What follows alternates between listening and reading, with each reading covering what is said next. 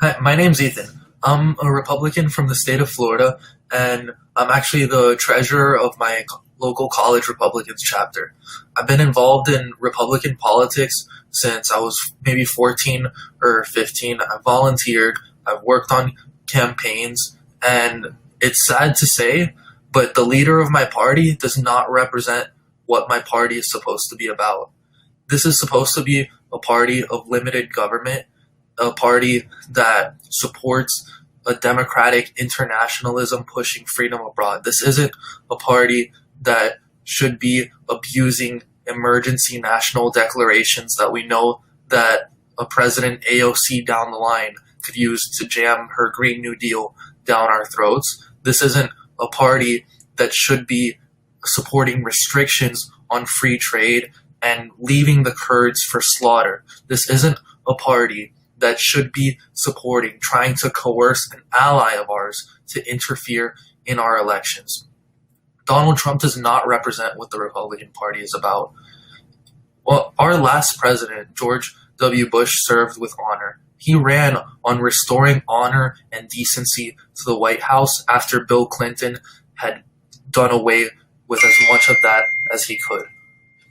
Donald Trump, on the other hand, has done the opposite. Donald Trump has cheated on his wife with a porn star and paid her hush money payments out of the White House. You can't even argue that he's supported us that much on policy. Sure, he's done some tax cuts that I would support, but he's ballooned the deficit. He's withdrawing us from the Trans-Pacific Partnership. He's letting Russia and China stomp all over us. I mean, just the other day we were finding out about Donald Trump not doing anything when he was confronted with intelligence that was showing that Russia was putting bounties on our troops' heads.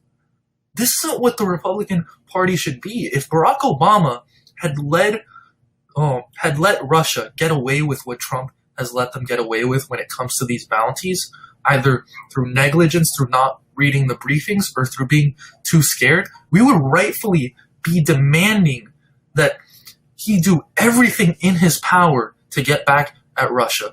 But right now, what we see is total silence. Instead, what we see from this president is that when it comes to his buddy Roger Stone, he gets a pardon for lying under oath to protect the president from the consequences of his actions. We see a failure to lead when it comes to the greatest pandemic in my lifetime. Look at what's going on right now with this pandemic. We see cases resurging. We flattened the curve successfully because of a lot of our governors taking proper action. But that whole flattening of the curve was supposed to be so that we could get a testing regime in place that could work, so that we could get contact tracers in place, so we could make meaningful progress before our ICU beds started to fill up. We've done almost none of that at the national level. Trump has failed to lead. It wasn't until today that he even bothered to put a mask on, something that the CDC has been recommending for months. In pretty much every way imaginable, Donald Trump has failed to lead. He's been a corrupt president and a president that has undermined the conservative values that have drawn me to the Republican Party. I cannot, in good conscience, support this president.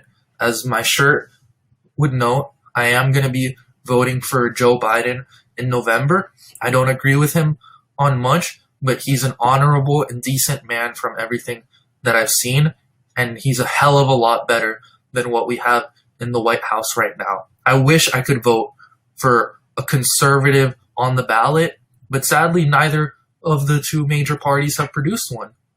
And, well, if neither of them are conservatives, then the least I can do is vote for the one that isn't corrupt and immoral. And that's Joe Biden, and that's who I plan on voting for.